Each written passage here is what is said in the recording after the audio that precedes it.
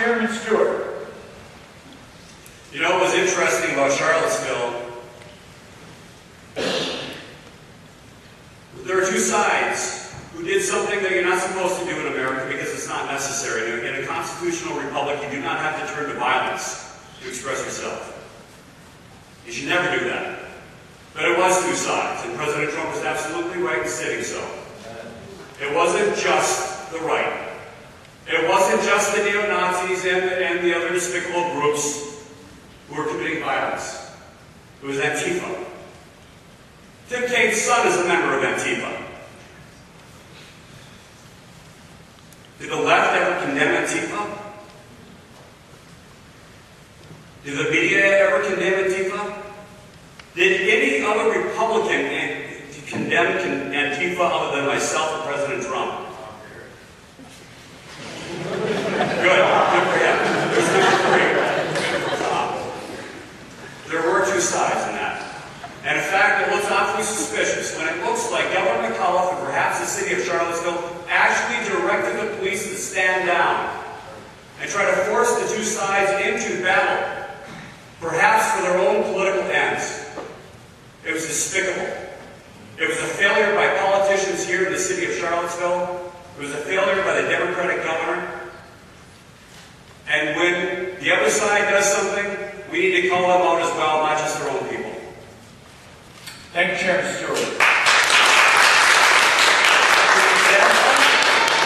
We'll have the last word this evening on free speech. You know, I'll be very honest. While I found the whole thing abhorrent, and I did condemn both sides and got a lot of flack for doing so, I'm not as concerned about what two different groups of nutcases do. I'm concerned about what we do. You know, you all realize in 8 days we will commemorate the 50th anniversary of the assassination of Martin Luther King. 50th anniversary. I wonder what he would think right now when everywhere you look, everybody's a white supremacist and everything is racism, and we gotta have separate black graduations, and we gotta have separate facilities, and we gotta have separate dormitories, and I think it would make him weep.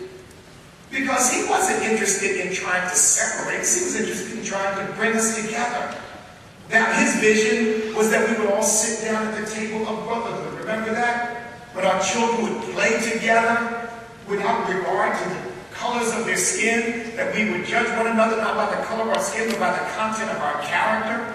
And I think we need to focus on the vision of who we want America to, what we want America to be, and who we as Americans want to be. Because you know what the reality is, I think most Americans look at these white supremacists and they go, forget those crazies.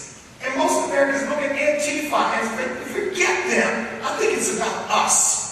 And I think we have got to come together and be committed to fulfilling the vision that we all said we put our hands over our hearts. And we really want to be one nation under God, indivisible with liberty and justice for all. That's why I'm running in part. That's what I'm fighting for. And yes, I condemn white supremacy, of course. But I also condemn Louis Farrakhan, because he's just as bad as any white supremacist.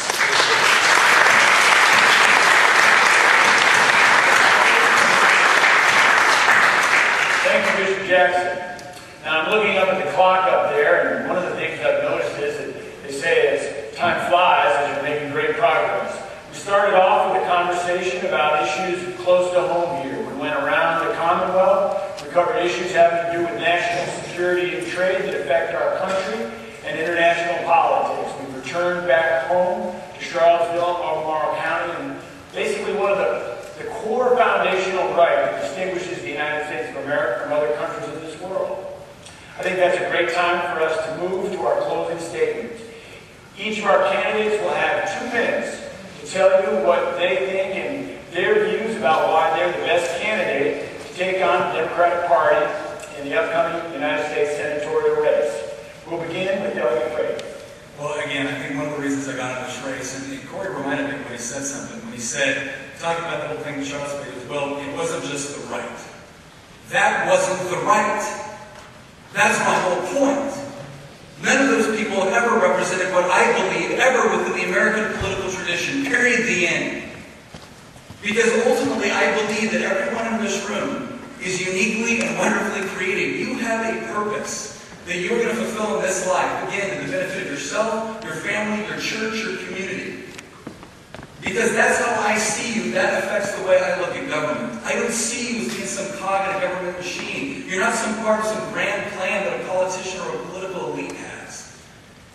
You have a right to live your life in accordance with your definition of happiness. And because I recognize that, I understand that government has to stay within certain constitutional limitations.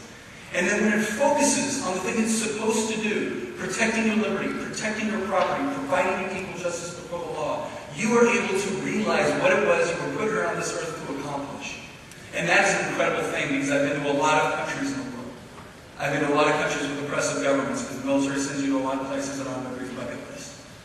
And I will tell you, what we have here is unique and is special, and I see it being eroded from within. Because more and more young people are being convinced that socialism, that centrally planned economies is the way to go. And I have to tell you, the primary difference between the philosophy of liberty and the philosophy of control is this. The philosophy of control and socialism is predicated on the use of violence against otherwise innocent people. I reject that. I believe you have intrinsic value, and I believe the government needs to protect it so you can go out and live your life the way you want. And that is the beauty and the promise of this country. And that's why I'm running for the United States. Thank you.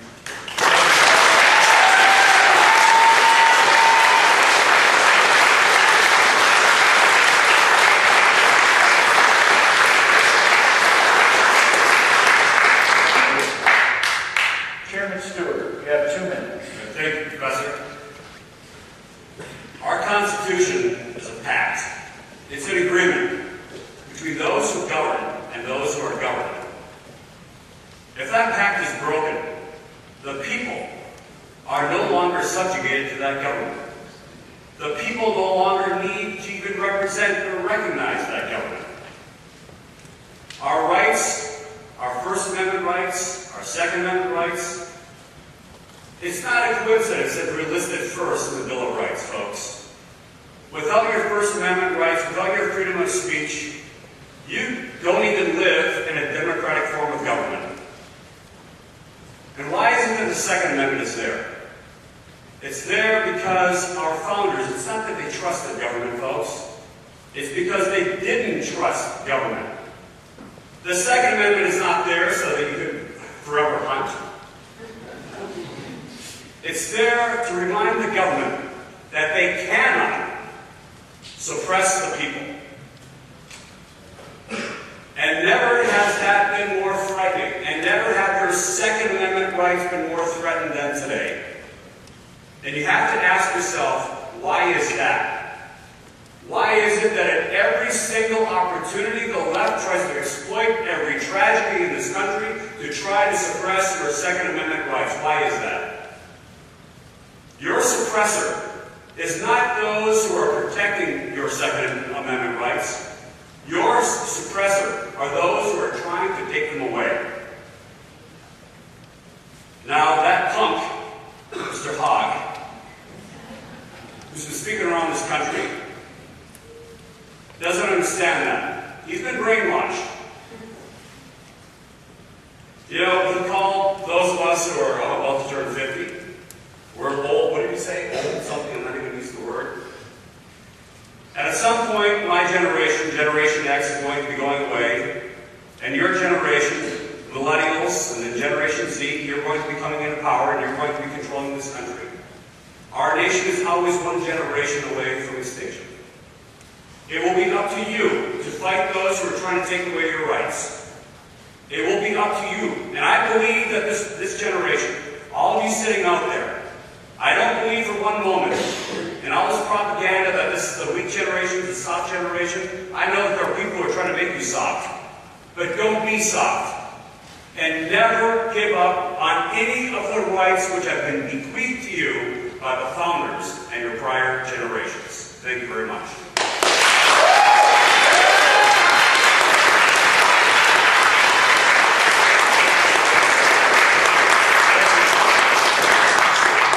Chairman Stewart. Bishop Jackson. Well, some of your fellow students, I noticed in the news a few months ago, wanted to cover up the statue of Thomas Jefferson because they know he was a slave owner and therefore is not worthy, perhaps, of being honored or commemorated or celebrated. But I say that instead of denigrating our history because of Thomas Jefferson and George Washington and the fact that it once had slavery, we ought to honor and celebrate our country because this is the country where a son of slaves can run for the United States Senate, and there's no other nation like ours. Now, I have a vision for where our country needs to go. Because the Bible says, where there is no vision, the people perish.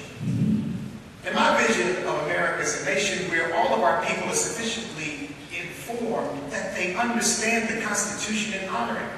And much of what's been said tonight demonstrates that many of them don't. They don't understand the First Amendment. They don't understand the Second Amendment. They don't understand the Bill of Rights. They don't understand the limited role of government according to the Constitution. I have a vision that that will change. Whether we're on the left or the right, that we will honor what the Constitution actually says.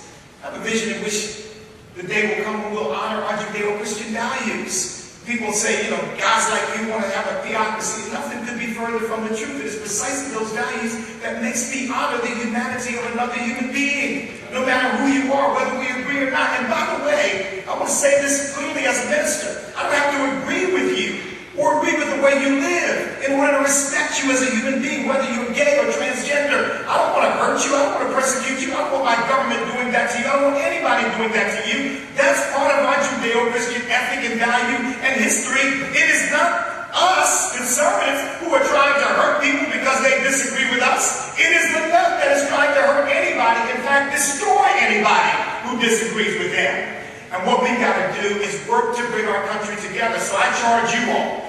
You are the generation, people your age, stormed the beaches at Normandy, faced machine gun fire, lost their lives, bled and died to make sure that nobody would have to live under Nazism and live under the tyranny of a dictator. And you have something to be proud of. You have a legacy that you've inherited. I want you to stand up for that legacy. And don't quit on us. Keep fighting for it and keep persuading your fellow students to stand up for it. And lastly, let's all believe that the day will come when we will again join together and not disrespect our flag and not refuse to stand for our national anthem, but all come together in pride for what this nation has given us and given our parents and those who come after us, and sing our favorite, my favorite patriotic hymn, My Country 'Tis of Thee.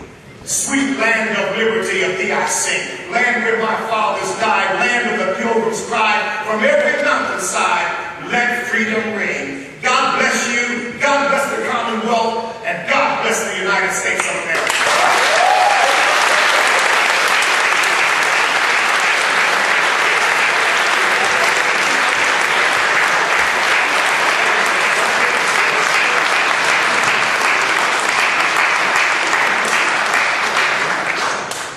Well, first and foremost, it's very clear that we have some extremely spirited and passionate candidates, and I couldn't be more excited for this upcoming election cycle.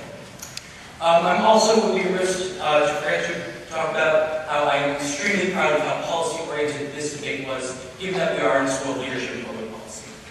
I want to give a couple thank yous, and then talk about a little something we have for our candidates, and then let you off to enjoy the rest of your evenings. First and foremost, we want to thank our three wonderful candidates for being up here today.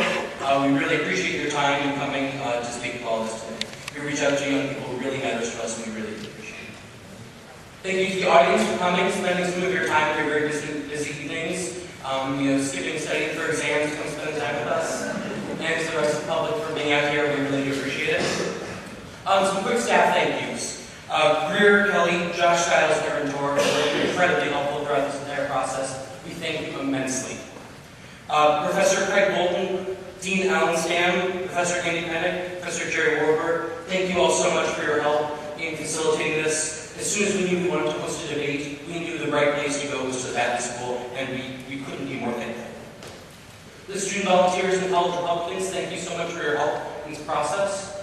To the RNC staff and the police officers who are here to protect us, thank you so much for it.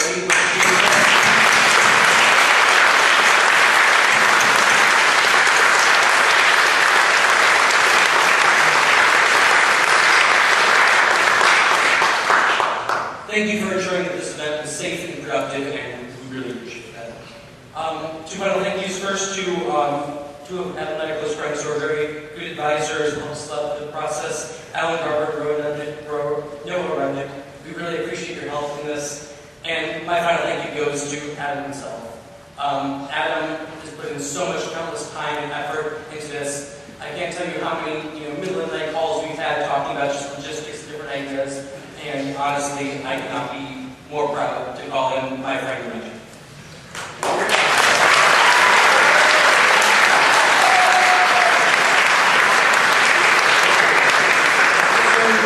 My final comment would be in 1806, George Wayne bequeathed to Thomas Jefferson cups. And these were a symbolism of friendship and achievement in order to thank Jefferson for that friendship. And Jefferson eventually melted these cups down and created 8 smaller ones, some of which can still be seen at Monticello. And so we thought it fitting that to show our friendship and achievement and admiration for these candidates, that we all get them Jefferson cups engraved with their name and candidacy. So.